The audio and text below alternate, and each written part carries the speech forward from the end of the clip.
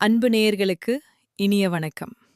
நம்முடைய சிம்மம் மற்றும் கடக ராசிக்கார நேயர்களுக்கு இன்னைக்கு நம்ம வீடியோ பதிவுக்குள்ள முழுமையா போறதுக்கு முன்னாடி அந்த ஆறுமுகன் முருகப்பெருமான மனதார வணங்கிட்டு வீடியோ பதிவுக்குள்ள போகலாங்க. ஓம் முருகா போற்றி, ஓம் முருகா போற்றி, ஓம் முருகா போற்றி, என்னை எப்போதும் காக்கும் என் முருகனே போற்றி. மனசுல உறுதியா வச்சுக்கோங்க, உங்களுக்கு இனிமேல் நல்லதே நடக்கும். நல்லது மட்டும் தான் நடக்கும். பொதுவா நம்மளோட சிம்ம ராசிக்காரங்கள எடுத்துக்கிட்டீங்கன்னா, அவங்க ஒருத்தர்கிட்ட பழகும்போது, இவங்க பழகக்கூடிய நபர் ரொம்ப படிச்சவங்களா, இல்ல படிக்காதவங்களா, ஏழையா, இல்ல பணக்காரனா, உயர்ந்தவனா, தாழ்ந்தவனா அப்படிங்கிற எந்த பாகுபாடும் பார்க்கவே மாட்டாங்க. எல்லார்கிட்டயும் ஒரே மாதிரி தான் பேசுவாங்க. ரொம்ப அன்பா பழகுவாங்க. இவங்க உண்மையிலேயே தெய்வ அருளும் ஒரு திடமான சிந்தனையும் கொண்டவங்களா இருக்காங்க. இவங்கள பொறுத்த வரைக்கும் தான் மட்டும் நல்லா இருக்கணும் அப்படிங்கிற அந்த சுயநல குணம் துளி கூட கிடையாதுங்க. தன்னை சுத்தி இருக்கிற எல்லாருமே நல்லா இருக்கணும் அப்படிங்கிற அந்த உன்னதமான பொதுநல குணத்தோட வாழ்ந்துட்டு இருக்காங்க. இவ்வளவு அருமையான நற்குணங்களை கொண்ட என் அன்பிற்குரிய கடக ராசிக்கார அன்பர்களே, எல்லாரும் ஆரோக்கியமா இருக்கீங்களா? எங்க அம்மா, நீங்க வேற எங்கள பார்த்து இப்படி ஒரு கேள்வி கேட்குறீங்களே! எங்க வாழ்க்கையில இருக்கக்கூடிய பிரச்சனைகள பார்த்தா, நாங்க ஆரோக்கியமா இருக்கிற மாதிரியா உங்களுக்கு தெரியுது? நாங்களே ஒவ்வொரு நாளும் கண்ணீர் சிந்தி வாழ்ந்துட்டு இருக்கோம். நீங்க வேற ஏங்கம்மா காமெடி பண்றீங்க? அப்படின்னு உங்க மனசுக்குள்ள நீங்க நினைக்கிறது எனக்கு தெளிவா புரியுதுங்க கடகராசிக்காரர்களே. கவலைப்படாதீங்க. உங்க வாழ்க்கையில இருக்கக்கூடிய இந்த கஷ்டமான சூழ்நிலை எல்லாமே இனி வரக்கூடிய காலங்கள்ல அப்படியே மறார போகுது, மறைய போகுதுங்க. உங்களுடைய நீண்ட கால ஆசைகள், கனவுகள் எல்லாமே இனிமேல் தான் நிறைவேற போகுது. ரொம்ப நாளா திருமணம் தள்ளி போயிட்டு இருந்தவங்களுக்கு இனிமே திருமணம் கைகூடி வரப்போகுது. குழந்தை பாக்கியம் இல்லையேன்னு ஏங்குற தம்பதிகளுக்கு அழகான குழந்தை பாக்கியம் கிடைக்க போகுது. முக்கியமா பூர்வீக சொத்து சம்பந்தமா நீங்க சந்திச்ச அந்த அனைத்து பிரச்சனைகளுக்கும் ஒரு நிரந்தர தீர்வு கிடைக்க போகுதுங்க. உங்களுக்கு நியாயமா வர வேண்டிய பூர்வீக சொத்து உங்க கைக்கே வந்து சேரப்போகுது. இது நாள் வரைக்கும் உங்கள புரிஞ்சுக்காம, வேண்டாம் அப்படின்னு உதறி தள்ளிட்டு போன உங்க சொந்த பந்தங்கள், உறவினர்கள் அவங்க எல்லாருமே இனி வரக்கூடிய காலங்கள்ல உங்கள தேடி வருவாங்க. நம்ம இன்னைக்கு இந்த வீடியோ பதிவுல கடக ராசிக்காரர்களுடைய வாழ்க்கையில ஜோதிட ரீதியா என்னென்ன மாற்றங்கள் நடக்க போகுது அப்படிங்கிறத ரொம்ப தெளிவா தெரிஞ்சுக்க போறோங்க. குறிப்பா 2026ல இருந்து 2030 வரையிலான காலகட்டத்துல கடகராசிக்காரர்களுக்கு ஏற்படக்கூடிய முக்கிய கிரக யோகங்கள் என்ன, மனரீதியான சவால்கள் என்ன, முடிவெடுக்கிறதுல உங்களுக்கு ஏற்படக்கூடிய குழப்படக்கூடிய குழப்பங்கள் என்ன, இதையெல்லாம் பத்தி தான் விரிவா பார்க்க போறோம். நிச்சயமாக சொல்றேன், உங்க வாழ்க்கையில இந்த ஆண்டுகள் ரொம்பவே நல்லதா அமைய போகுதுங்க. ஏன்னா உங்களுக்கான அந்த சனி தோஷத்தின் தாக்கம் முழுமையா முடிவடைஞ்சிருச்சு. இப்போ சனி பகவான் உங்க ராசிக்கு 9ஆம் இடமான பாக்யஸ்தானத்துல வந்து அமர்ந்திருக்கிறார். இவர் உங்க வாழ்க்கைய இனிமேல் தான் நல்லபடியா மாற்றி அமைக்க போறார். அதே போல வர்ற மே மாதம் 2026ல் ஒரு 12 வருஷத்துக்கு ஒரு முறை மட்டுமே நடக்கக்கூடிய ஒரு அரிய நிகழ்வு நிகழப்போகுது.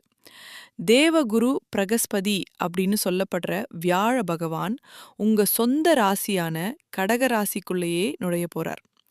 கடக ராசியில குரு பகவான் உச்சம் பெற போறாருங்க. கடகராசியில குரு உச்சம் பெறுவது அபூர்வமான ஒன்று. குரு பகவான் லக்கணத்துல உச்சம் பெற்று அமரும்போது அங்க மகா புருஷ யோகம் அப்படிங்கிற ஒரு பிரம்மாண்டமான யோகம் உருவாகுது. இந்த யோகம் அப்படிங்கிறது ஒரு சாதாரண மனிதனை கூட மாமா மனிதனாக மாற்றக்கூடிய வல்லமை கொண்டது. இது உங்களுடைய ஆளுமை திறன், உங்க ஆரோக்கியம், உங்க அறிவுத்திறன் எல்லாத்தையுமே சிகரத்துக்கு கொண்டு போகும். தற்போது ராகு பகவான் 8ஆம் இடத்துல சஞ்சரிக்கிறார். இது கொஞ்சம் கவலைக்குரிய விஷயம்தான், இல்லைன்னு சொல்லல. ஆனா நல்ல செய்தி என்னன்னு பாத்தீங்கன்னா, வர்ற காலங்கள்ல ராகு பகவான் 7ஆம், 6ஆம் மற்றும் 5ஆம் இடங்களுக்கு பெயர்ச்சியாக போறார். ராகுவோட இந்த பெயர்ச்சி அடுத்து வர்ற 54 மாமாதங்களுக்கு உங்களுக்கு எந்த ஒரு கெட்ட பலனையும் தராதுங்க. குறிப்பா ராகு 6ஆம் இடத்துக்கு வரும்போது உங்க வாழ்க்கையில எல்லாமே ஜெயமா அமையும். சனி பகவான் உங்களுக்கு உகந்த வேலையை தருவார். குரு பகவான் உங்களுக்கு அறிவையும் கௌரவத்தையும் அள்ளி தருவார். ராகு பகவான் உங்களை எதிரிகளிடமிருந்து ஒரு கவசம் போல காப்பார். உண்மை சொல்லப்போனா உங்க வாழ்க்கையில 2026ஆம் ஆண்டு ஒரு பொற்காலமா அமைய போதுங்க. 2026இல் உச்சம் பெற்ற குரு உங்களுடைய முதலிடத்திற்கு வரும்போது நீங்களே ஒரு பெரிய மாற்றத்தை உங்களுக்குள்ள உணர்வீங்க.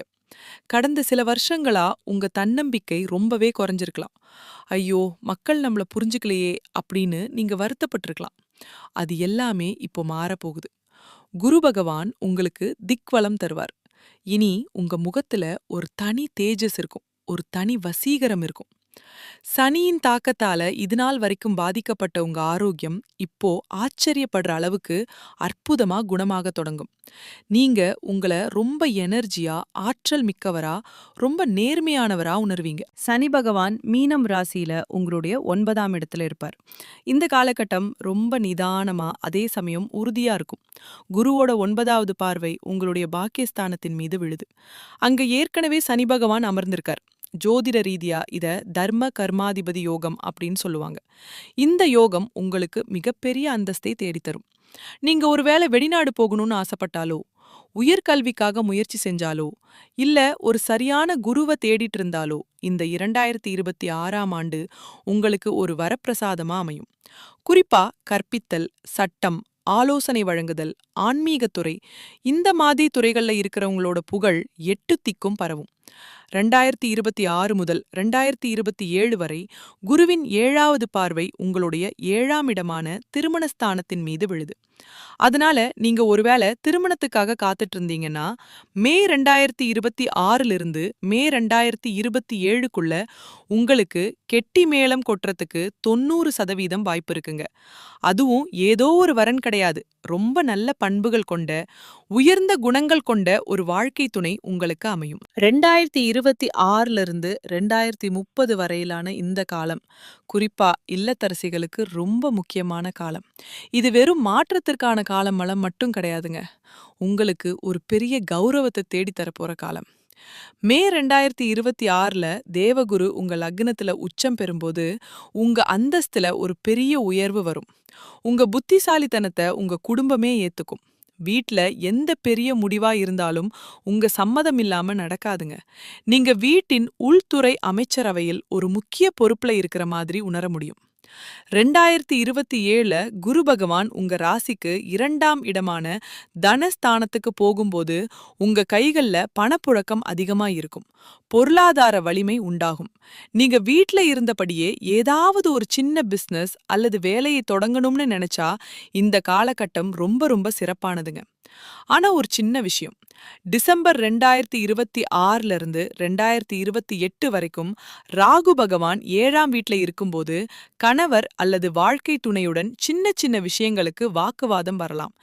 இந்த நேரத்துல மௌனம் மற்றும் பொறுமை, இது ரெண்டுமே தான் உங்களுக்கான ஆயுதம். ராகுவோட அந்த மாயை உங்க வீட்டு நிம்மதியை கெடுக்காம நீங்க தான் பாத்துக்கணும்.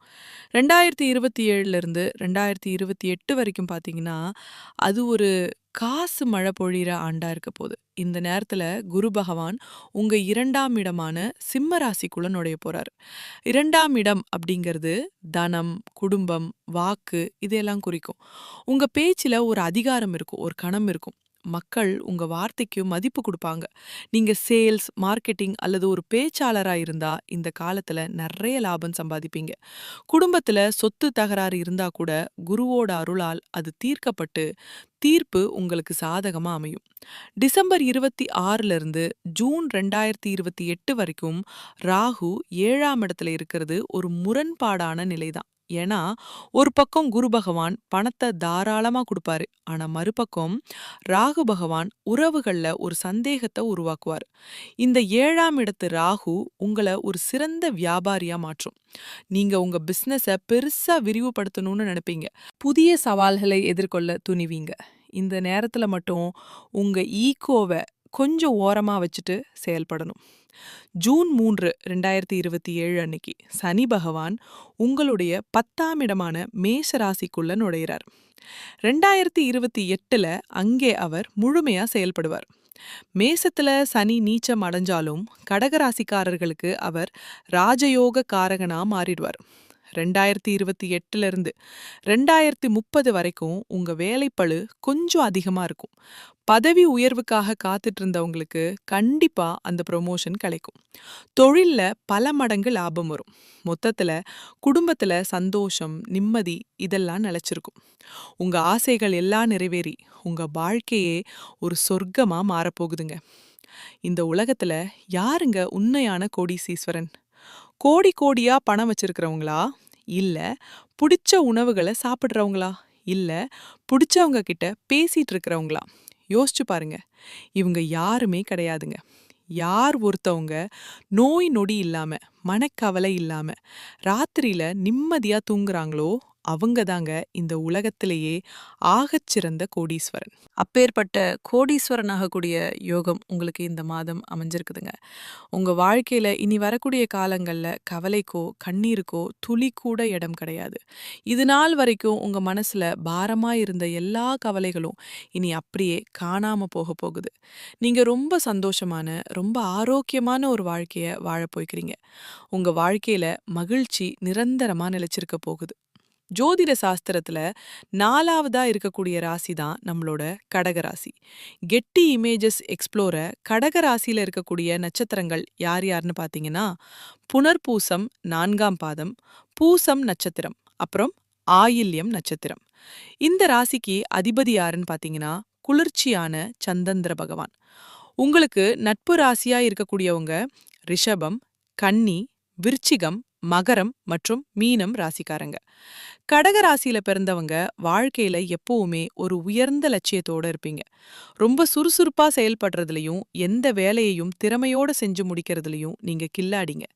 மத்தவங்க இது நம்மால முடியாது அப்படின்னு ஒதுக்கி வச்ச வேலைய கூட அழகா பிளான் பண்ணி அதை வெற்றிகரமா முடிச்சு காட்டுற ஆற்றல் உங்ககிட்ட இருக்கு. கடகராசிக்காரர்களை பொறுத்த வரைக்கும் முயற்சி பண்ணா எதையும் சாதிக்கலாம் அப்படிங்கிறத முழுமையா நம்புறவங்க நீங்க.